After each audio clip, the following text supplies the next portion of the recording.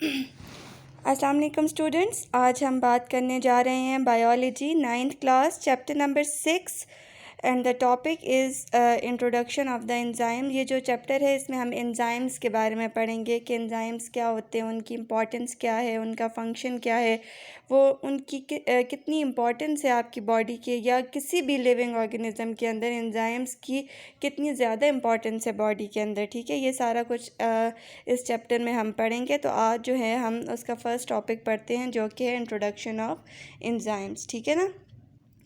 Introduction of enzymes की हम बात करें, सबसे पहले हम एंजाइम्स की बात करते हैं। तो एंजाइम बेसिकली जो हैं वो होते क्या हैं, what are the enzymes. Enzymes जो हैं अगर हम लोग बात करें तो एंजाइम्स को बायोलॉजिकल कैटलिस्ट कहा जाता है। ठीक है, कैटलिस्ट ऑफ बायोलॉजिकल सिस्टम। अब कैटलिस्ट ऑफ बायोलॉजिकल सिस्टम इनको इस तरह से कहा जाता है कि कोई भी रिएक्शंस हो रहे हैं आपकी बॉडी के अंदर, मुख्तलिफ़ तरह के रिएक्शंस हो रहे होते हैं। फूड ब्रेक डाउन हो रहा होता है, इसके अलावा जो ब्रीथिंग का, रिस्पायरेशन के डिफरेंट रिएक्शन, जैसे प्लांट्स के अंदर फोटोसिंथेसिस के रिएक्शंस हो रहे होते हैं। अब ये एंजाइम्स क्या करते हैं कि उन रिएक्शंस को स्पीड अप करते हैं। ठीक है, एंजाइम्स जो हैं वो बेसिकली बायोलॉजिकल कैटलिस्ट कहलाते हैं। जितने भी एंजाइम्स जो होते हैं ना वो सारे के सारे प्रोटीन्स होते हैं। ठीक है, प्रोटीन्स इन नेचर होते हैं। सारे के सारे जो एंजाइम्स होते हैं वो प्रोटीन्स इन नेचर होते हैं। Means all the enzymes are the proteins. जितने भी एंजाइम्स होते हैं वो सब के सब प्रोटीन्स होते हैं। और increase the rate of reaction without being use. ये केमिकल रिएक्शन जो आपकी बॉडी के अंदर हो रहे होते हैं, जितने भी रिएक्शंस, ठीक है, उन रिएक्शंस को ये स्पीड अप कर रहे होते हैं, उन्हें तेज़ी से करवा रहे होते हैं। मींस अगर कोई जैसे रिएक्शन है वो अगर 5 मिनट में एंजाइम के बग़ैर होता है तो एंजाइम की वजह से वो 2 मिनट्स के अंदर वो रिएक्शन जो है वो हो जाता है। ठीक है, एंजाइम जो है वो रिएक्शन को स्पीड अप करते हैं, लेकिन उस रिएक्शन में यूज़ नहीं होते। रिएक्शन होने के बाद वहाँ से रिलीज़ हो जाते हैं और किसी और रिएक्शन के साथ वो फिर मिल के जो है दोबारा से अपना काम जो है वो स्टार्ट कर देते हैं। ठीक है, एंजाइम जो हैं वो रिएक्शन को स्पीड अप करते हैं, बायोलॉजिकल कैटलिस्ट होते हैं और रिएक्शन में यूज़ नहीं होते। ये सब के सब एंजाइम जो होते हैं ये प्रोटीन्स इन नेचर होते हैं। जैसे अगर मैं आपको सिंपल सी एक एग्जांपल दूँ ना, तो इसमें यह है कि फ़ॉर एग्जांपल एक बंदा है, ठीक है, वो क्या करता है कि वो स्पेसिफिक डाइट नहीं ले रहा और बॉडी बिल्डअप कर रहा है, बॉडी बिल्ड कर रहा है। ठीक है,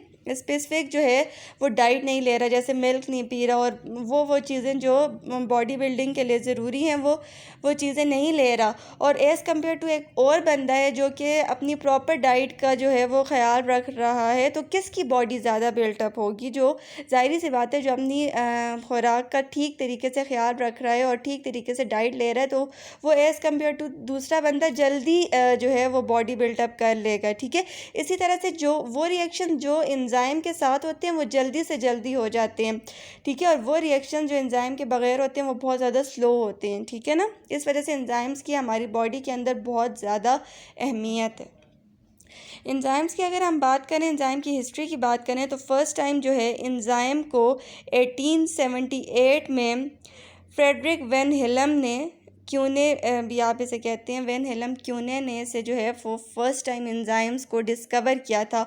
और पहली दफ़ा जो है बायोलॉजिकल कैटलिस्ट इसका नाम रखा था और इसके अलावा इसको पहली दफ़ा जो है वो फॉर्मेंट्स भी कहा जाता था। अब फिर with the passage of the time इसका जो नेम है वो एंजाइम जो है वो इंट्रोड्यूस हुआ। ठीक है, फर्स्ट टाइम जो है 1878 में वेन हेलम क्यूने ने इसे जो है वो डिस्कवर किया था एंजाइम को। ठीक है ना, इसी तरह से अगर हम बात करें, क्योंकि मैंने आपको कहा कि एंजाइम बेसिकली इन्वॉल्व होता है रिएक्शंस में, तो हमारी बॉडी के अंदर ओवरऑल जितने भी रिएक्शंस हो रहे होते हैं, जितने भी रिएक्शंस एक लिविंग ऑर्गेनिज्म की बॉडी के अंदर जितने भी रिएक्शंस हो रहे होते हैं, उन सारे रिएक्शंस को मेटाबॉलिज्म कहा जाता है। ठीक है ना, उन सब के सब रिएक्शंस को मेटाबॉलिज्म कहा जाता है। और एंजाइम बेसिकली मेटाबॉलिज्म जो है वो जो प्रोसेस होता है उससे उन रिएक्शंस को स्पीड अप करके मेटाबॉलिज्म को स्पीड अप कर रहे होते हैं। ठीक है, अब अगर हम मेटाबॉलिज्म की बात करें तो मेटाबॉलिज्म की हमारे पास 2 टाइप्स होती हैं। एक जो है वो कैटाबॉलिज्म है और एक जो है वो एनाबॉलिज्म है। ये हमारे पास मेटाबॉलिज्म की 2 टाइप्स हैं। ठीक है, कैटाबॉलिज्म की अगर हम बात करें, देखें कैटाबोलिज्म में क्या होता है कि एक लार्जर जो मॉलिक्यूल है वो ब्रेक डाउन होता है इनटू द स्मॉलर मॉलिक्यूल, ठीक है। एक लार्ज मॉलिक्यूल है वो ब्रेक डाउन हो जाता है इनटू स्मॉलर मॉलिक्यूल, जैसे कि रिस्पायरेशन में होता है, ठीक है। रिस्पायरेशन में फॉर एग्जांपल ग्लूकोज जो है वो ब्रेक डाउन हो जाता है इनटू स्मॉलर मॉलिक्यूल, जैसे कि कार्बन डाइऑक्साइड और वाटर वगैरह में, जो कि स्मॉल मॉलिक्यूल्स हैं, ठीक है। ये हमारे पास कैटाबोलिज्म होता है जिसमें एक लार्ज मॉलिक्यूल ब्रेक डाउन हो जाता है इनटू स्मॉलर मॉलिक्यूल्स में, ठीक है। एज़ कम्पेयर टू एनाबोलिज्म जो है इससे बिल्कुल ऑपोजिट है कैटाबोलिज्म के। एनाबोलिज्म में क्या होता है कि स्मॉलर मॉलिक्यूल्स मिल के एक लार्ज मॉलिक्यूल बनाते हैं, जैसे कि फोटोसिंथेसिस में होता है, ठीक है ना।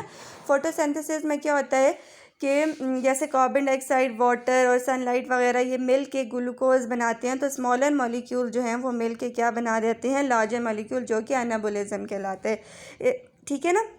ये हमारे पास इसकी 2 टाइप्स हैं मेटाबॉलिज्म की, कैटाबॉलिज्म और एनाबॉलिज्म, ठीक है। ये हमने एंजाइम्स की बात की। अब हम बात करते हैं एक्टिवेशन एनर्जी की, ठीक है, कि एक्टिवेशन एनर्जी जो है वो क्या है। एक्टिवेशन एनर्जी की अगर हम बात करें तो एक्टिवेशन एनर्जी किसी भी रिएक्शन को स्पीड अप करती है, ठीक है। वो एनर्जी होती है जो कि रिक्वायर्ड होती है किसी भी रिएक्शन के लिए। एक्टिवेशन एनर्जी एक ऐसी एनर्जी है जो कि किसी भी रिएक्शन की रिक्वायरमेंट को फुलफ़िल करती है और एक रिएक्शन को ज़रूरत होती है एक्टिवेशन एनर्जी की। लेकिन एंजाइम्स क्या करते हैं, एक्टिवेशन एनर्जी को स्लो करते हैं, उसे मतलब आप कह सकते हैं कि उसे स्टॉप तो नहीं करते, उसे स्लो डाउन कर लेते हैं। आप लोगों के जहन में अब ये आ रहा होगा कि why enzyme lowers the activation energy. जब एक्टिवेशन एनर्जी जो है वो रिएक्शन को एनर्जी देती है, रिएक्शन को बढ़ाती है, तो फिर एंजाइम क्यों उसे लोअर करते हैं। तो इसका आंसर ये है कि एंजाइम्स जो हैं, फॉर एग्ज़ाम्पल 2 फ्रेंड्स हैं, ठीक है। एक जो फ्रेंड है वो क्या करता है, अपना काम जो है वो 5 मिनट्स के अंदर जो है वो कर लेता है, उसे कोई भी अगर काम दिया जाए, ठीक है। और दूसरा जो है वो उस काम को करने में 10 मिनट्स लगाता है, लेकिन करते वो दोनों वही काम हैं, ठीक है। तो इसमें यही बात है, एक्टिवेशन एनर्जी जो है वो आप ये कह सकते हैं कि अपना काम 10 मिनट्स के अंदर कर लेती है और एंजाइम जो है वो अपना काम 5 मिनट्स के अंदर कर लेती है। ये मैंने आपको सपोजिशन दी है। अब एंजाइम इसको लो ऐसे करते हैं, उसके दोस्त बन जाते हैं ना एक्टिवेशन एनर्जी के, उसके दोस्त बन जाते हैं, उसे कहते हैं तुम छोड़ दो, तुम्हारी जगह मैं काम कर लूँगा, ठीक है।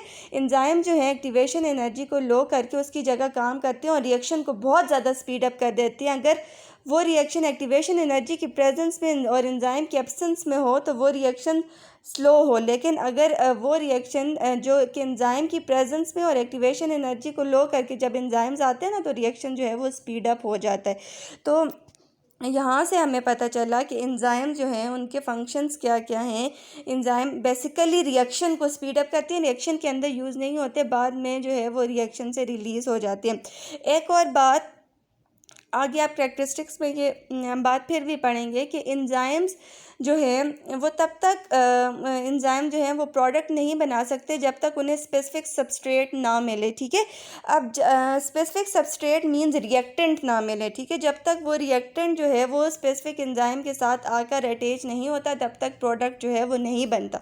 तो एंजाइम्स को ज़रूरत होती है सबस्ट्रेट की रिएक्शन को स्पीड अप करने के लिए, क्योंकि उन्होंने प्रोडक्ट में आगे यूज़ नहीं होना, उन्होंने रिलीज़ हो जाना है और फिर नेक्स्ट रिएक्शन में यूज़ मतलब दोबारा से इन्वॉल्व होना है।